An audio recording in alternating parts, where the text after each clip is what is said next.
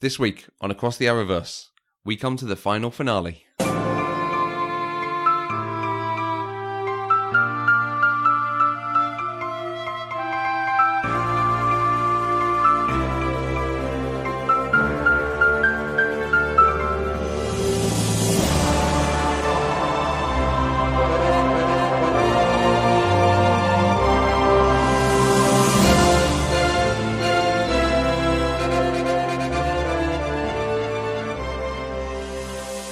Hi everyone, and welcome to Across the Arrowverse. I'm Matthew Vose. And I'm Catherine Vose.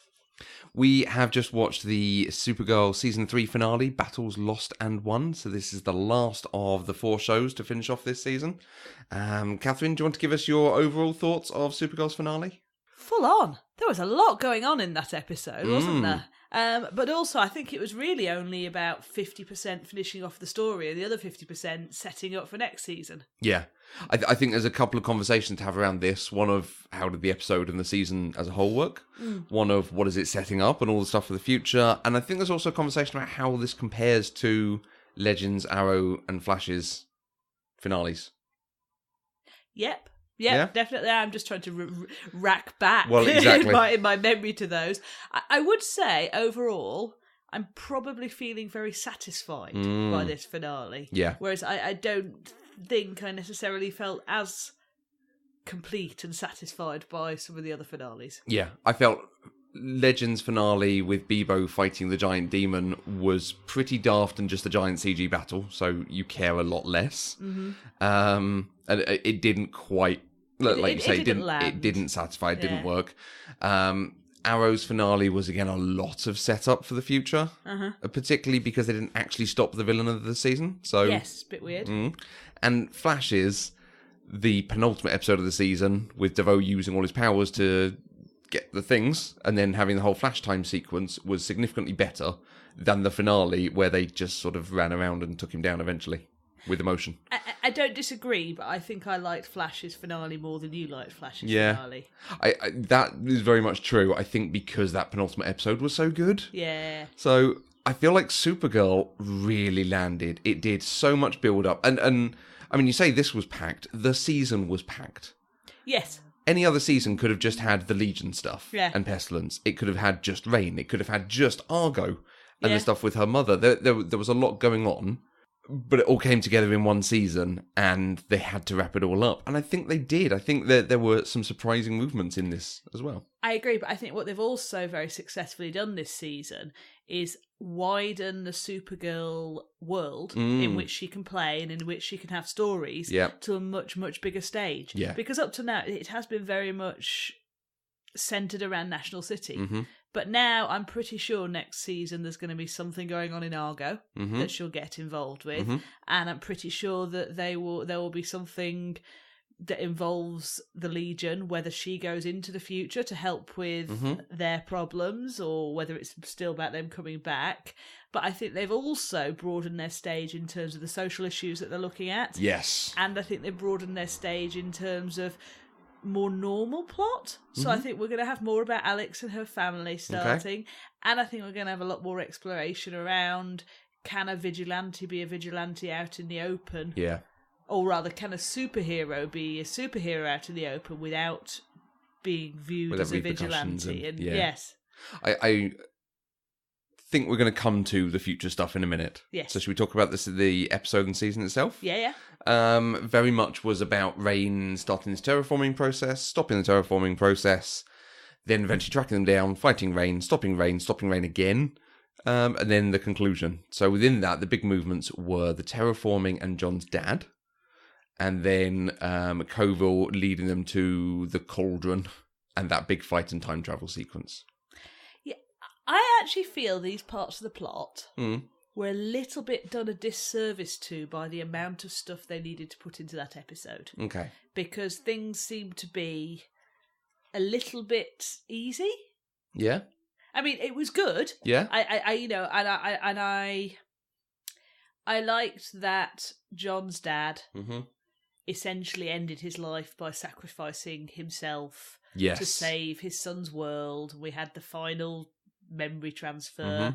I don't think I've got the full significance of that yet. But, I thought that was all good, but it was also a bit sort of like, hey, suddenly John's dad's got this power, and it worked. Right, done. Yeah. 30 seconds later. I'm not entirely sure what he did, but it was shape-shifting, which is a Martian ability, into the planet's core to help heal the planet. So he shape-shifted into rock and helped seal up the rift. But I mean, I don't think I'd had any indication before now that he was quite that powerful. Yeah. So, maybe there's a line in the first episode he's introduced or something to set that up. But you're right, it is sacrificing himself to save the planet, which is a good way to go when they were building up towards he's just going to pass. Yeah. And actually, what else can you do with Rain at that point? Because I think Rain out on the surface fighting people and being uber-powered is one thing. Rain basically becoming... is it... what's that one with the big spaceship over the White House? And then they were drilling Independence Day. She was a bit like Independence Day drill woman, wasn't she? I was a bit like... I don't know. I wasn't entirely buying... I guess the problem is I don't entirely buy the need for them to terraform the Earth. Yeah. I can kind of get it if they were talking about, Krypton itself was amazing and so beautiful and so wonderful and we had these rock formations, something. But there wasn't that. It was just, we want to terraform it. Even though we're as gods here. Yeah, exactly. I'm like, you can breathe, you can eat, and hey, you're like 5 million times more powerful than the normal people that live here. Yeah. What's the problem? You have made me realise the thing with Rain going in with the sword is very like Man of Steel, with Zod's terraforming ships trying to turn Earth into... Remember that gravity thing that came up and down that we see at the beginning of Batman vs Superman? Oh, yes. It had that sort of thing. So they were obsessed with terraforming the Earth as well? Yes, but they had done a thing about how Kryptonians couldn't breathe on Earth. And it was only the fact that Superman had grown up here that his lungs had adapted. Right, so. Which makes more sense. Yes. Yeah. Which is possibly the Supergirl can't breathe in space thing, because I thought they could. Yeah. Who knows? I think they treated John and his dad with a lot of dignity. They did it really well. It was moving. Yes. But it was acceptable. I agree. Wasn't just throwing a character away. And I felt that those characters were quite different to a lot of the characters that we see. There didn't seem to be any selfish side to them. Right. They have a moral code. Mm-hmm. They live by that moral code. But that doesn't stop them caring for people. Yeah. I liked it. Yeah. John is better having gotten rid of his gruff edge. Yes. I think. Yes. Yeah. The typical Papa Bear thing, literally, that we see in a lot of other shows of he's gruff and he doesn't care. It was less fun than, or less enjoyable to watch than him getting involved in their lives. I think we've watched John transform as he's been allowed to be open with them. Yeah. Because don't forget that first season, he was still hiding that he was a Martian from them. Yeah. So it's sort of, he's allowed his true nature to come out and got closer to them. Yeah, that was good. It. So I definitely enjoyed that. And then we have a bit of quiet interlude with Mon-El and dealing with Imra back in the past and the request of Wynn to go to the future. And then we have the big fight with Rain. Yep. Sam gets the waterfall fountain water and becomes as a Kryptonian and is able to kill Rain. And Rain does a Terminator 2 style melting thing, kills everyone.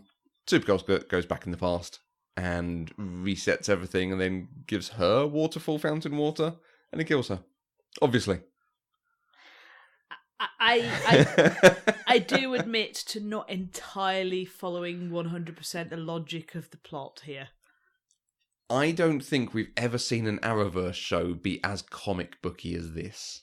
Right. This is the sort of thing they do in comics that you sort of follow because it's drawings and silliness and fantastical. Yeah. But there is an element with the Arrowverse shows that they do try to be a little more... There is science backing this up, there is logic to it, but this was very much into mystical prophecies, wraiths, and her adoptive mother appearing to her. Yeah, because that was my issue. I was like, why is her adoptive mother suddenly there now? Yeah. And also, like, why have we never heard about these fountains before Supergirl's mum conveniently remembered them? Yeah.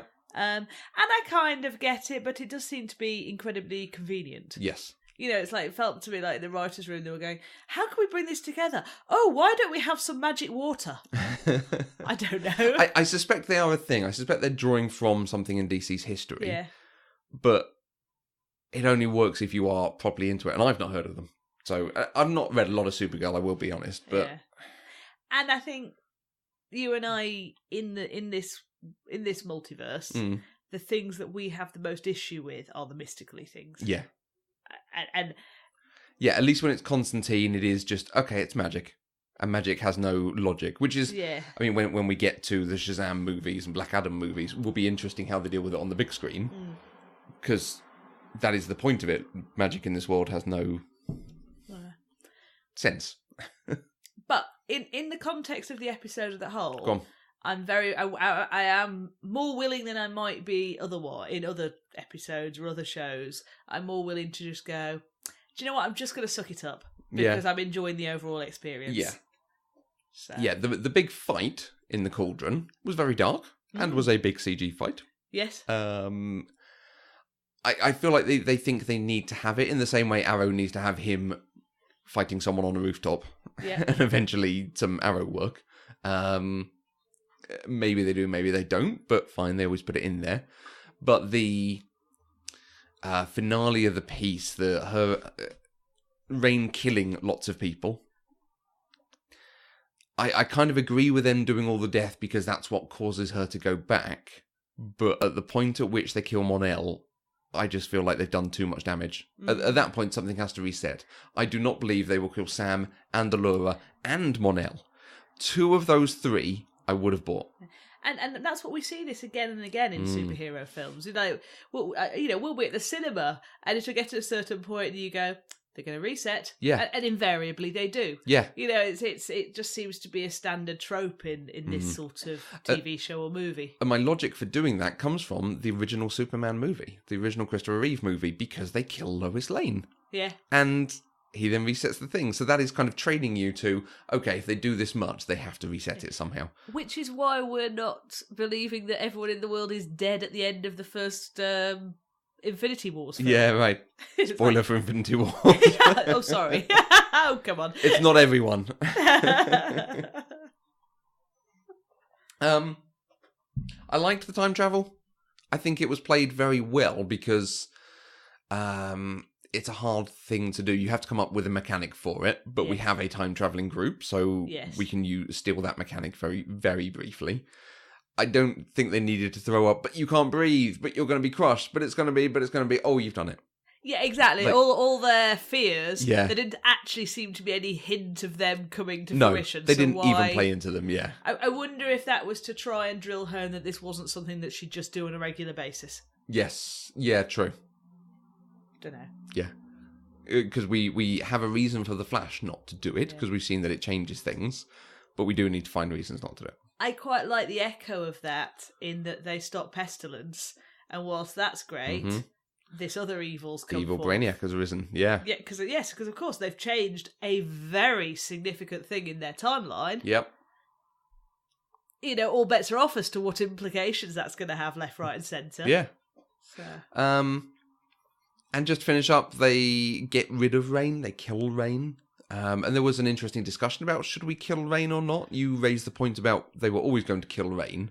But I think there is a difference between killing Rain when she is a person or killing Rain when she is Sam's other identity.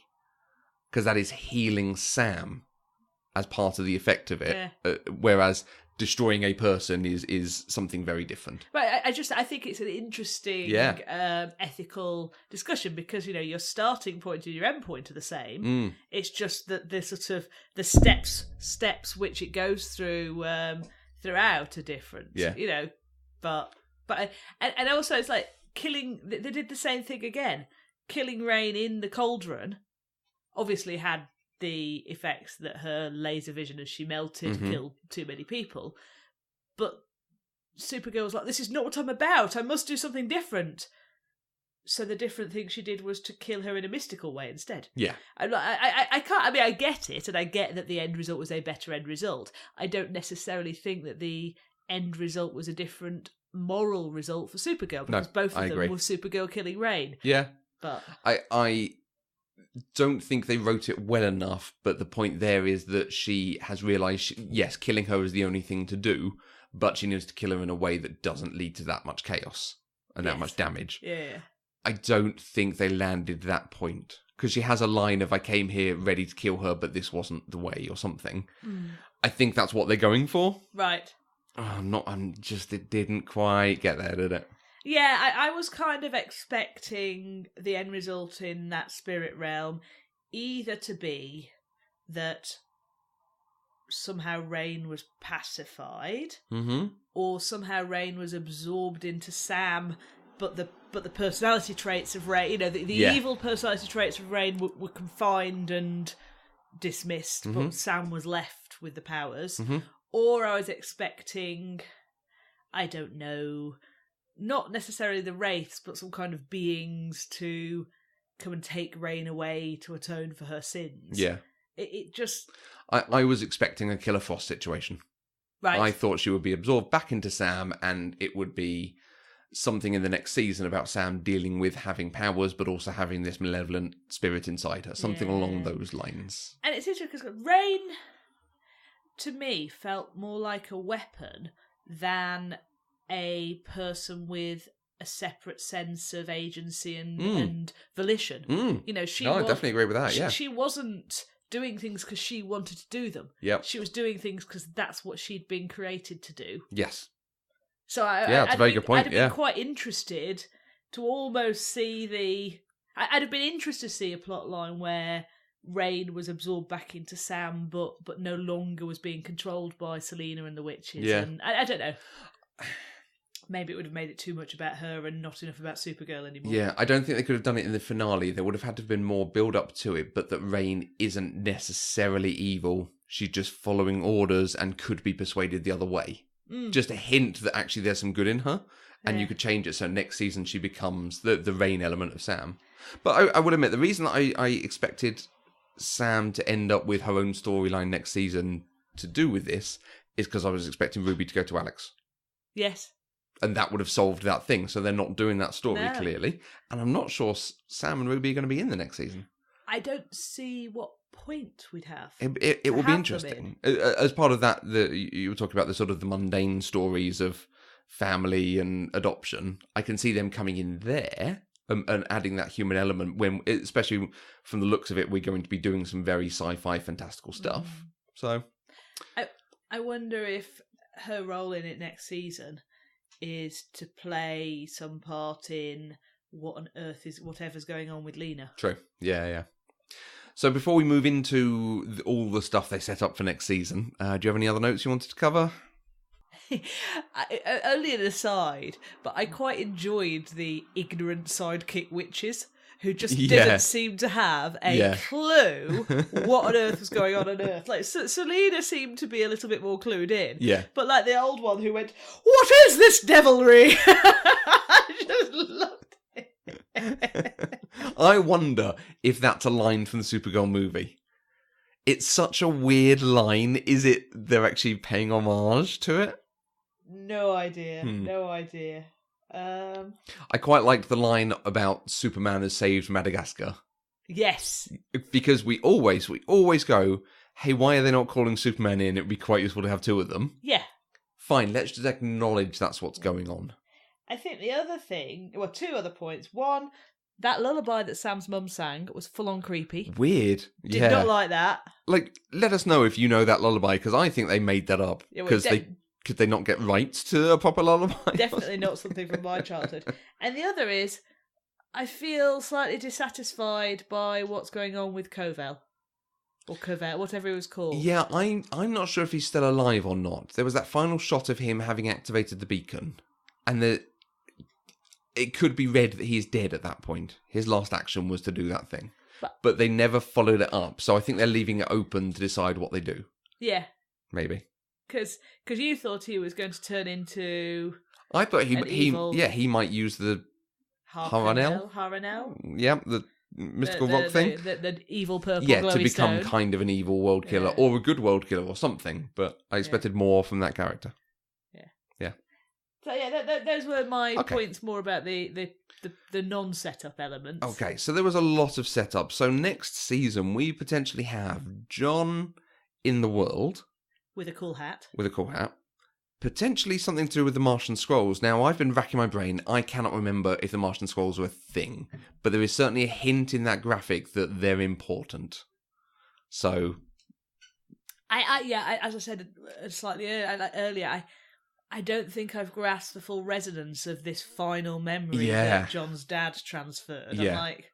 It is properly like Spock transferring his culture. There's an important thing to that scene, but we've not seen it yet. I'm hoping it's not just a random, it's the earliest memory and he's transferred that to him. It's amazing. I feel like, the fact is I've got to transfer this to you, John. We have Alex as director. Yes. Also, possibly looking to start a family. We have Brainiac 5 now in our timeline. Nice. Our time. We have Evil Brainiac in the future, with Wynn going to the future for it. We have Jimmy revealing himself. We have Lena possibly doing things with the Harrenel stone, fake Harrenel stone with Eve Tessmacher. Is this Lena is amoral rather than immoral? Yeah. And her need for scientific progress is such that she's not entirely, whether she's entirely sure whether it's a good thing or a bad thing, she's still going to ask the question and find what the answer is. Yeah. I think so, but I also feel like we've done this beat. They discover she's doing something that looks dodgy. She explains it and justifies it. Someone makes a recompense somewhere and we move on. Like, I feel like we've done that with Lena. But I feel she's moving more into the dark side. Secrets and then now she's now got a Tessmacher at her beck and call. I like that. So, very pleased with that. Yeah. We have Mon-El also going back to the future. So we are still doing Kara and Mon-El. I feel that this is one of the most elegant ways they could wrap it up. I hope so. I mean, let's not have this linger anymore. I mean, because to be fair, Kara has had some very awkward relationships, but we seem to have moved on from a lot of them.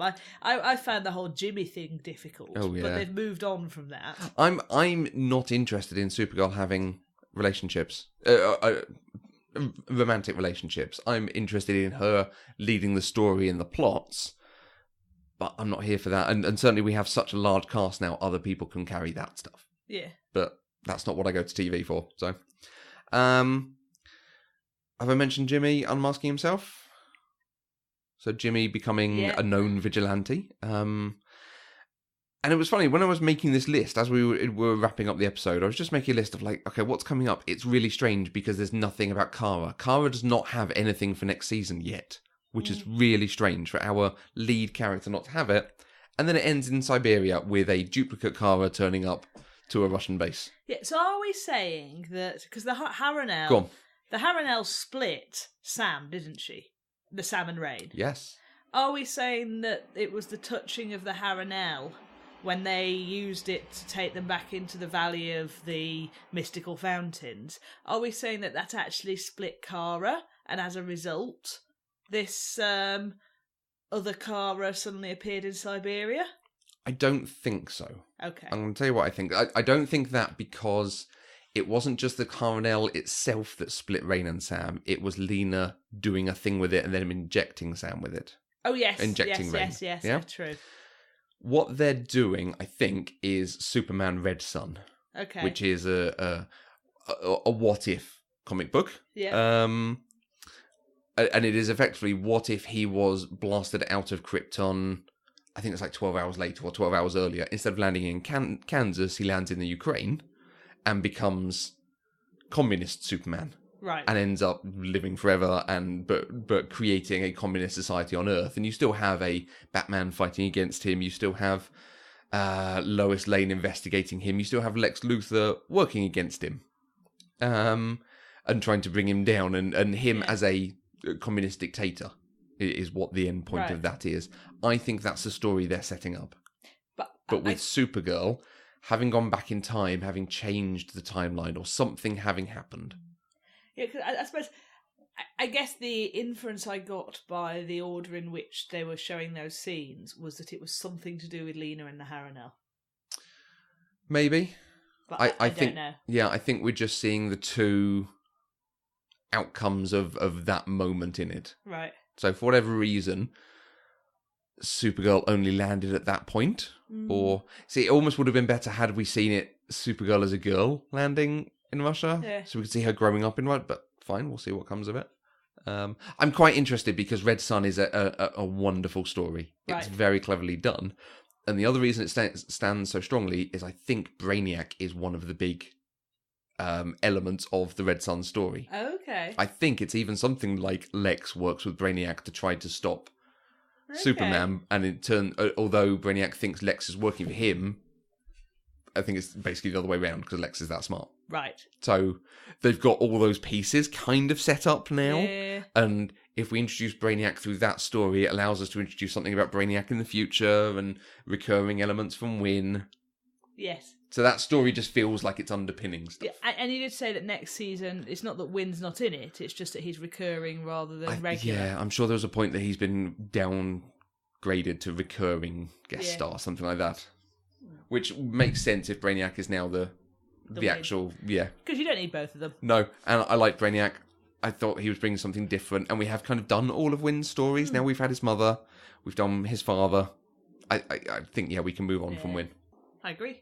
Okay, so other elements that they were setting up that we are interested in? Anything you think is? I think that probably in the first third of next season, we're going back to Argo. Okay.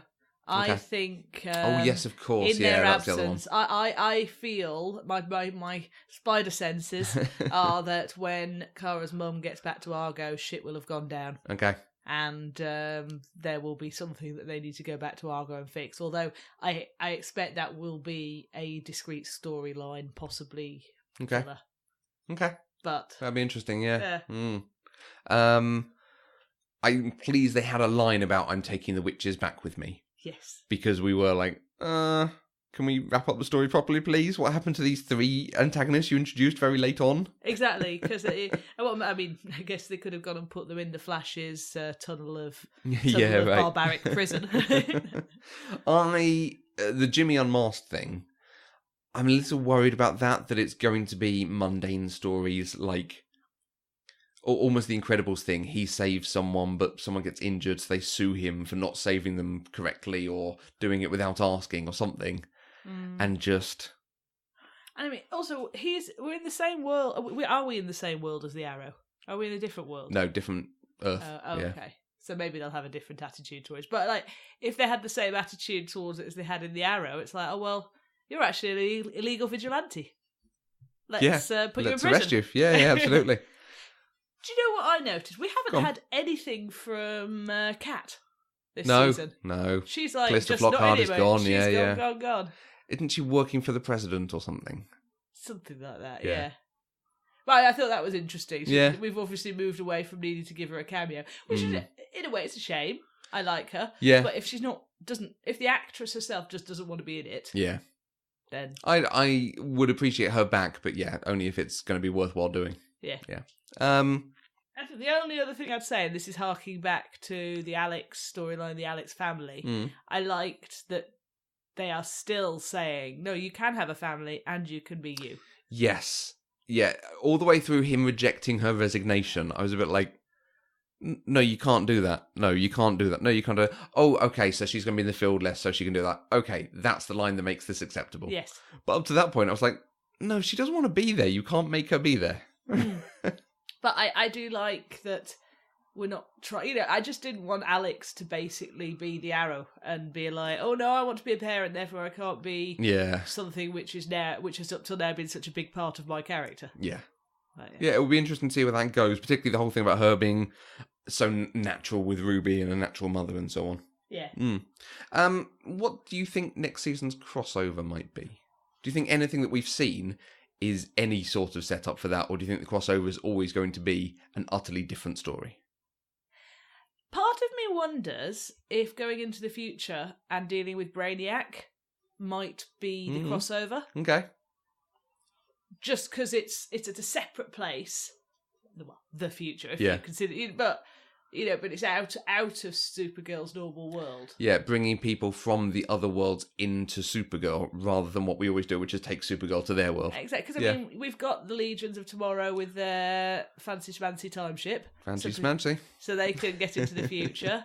We've got our speedster. Yeah. He can run into the future. Many speedsters now. Many speedsters. Yep. And maybe Arrow can catch a lift on a time ship. Yeah, maybe if he wants to. I mean, if he's not in prison or moping or only got one parent. Exactly. One final thing. Yeah. I quite liked, they talked, at the end, Mon-El was talking to Kara and he says, this is your victory. And actually thinking about it, more so I think than the other seasons we've had so far.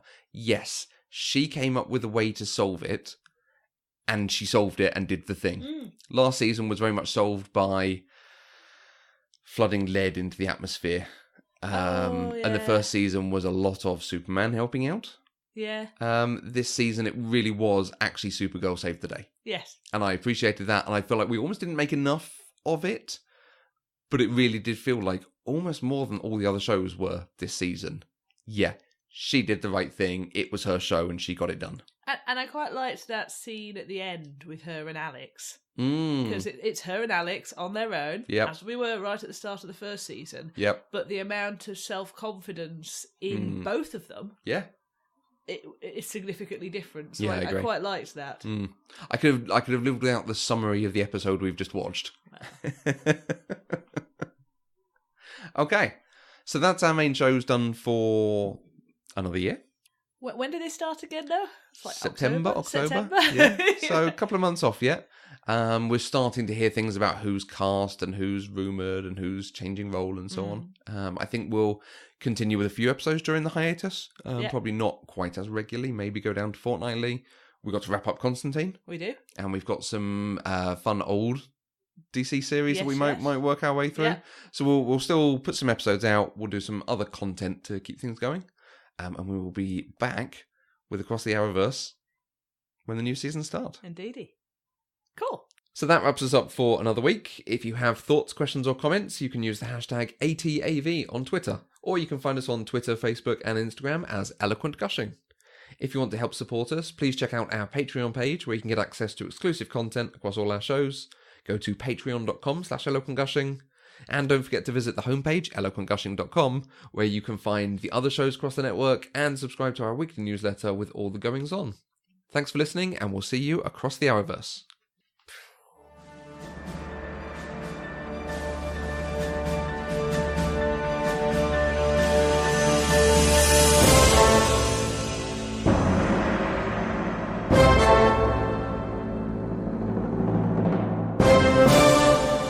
Across the Arrowverse is an Eloquent Gushing production. For more shows you'll love, please visit eloquentgushing.com.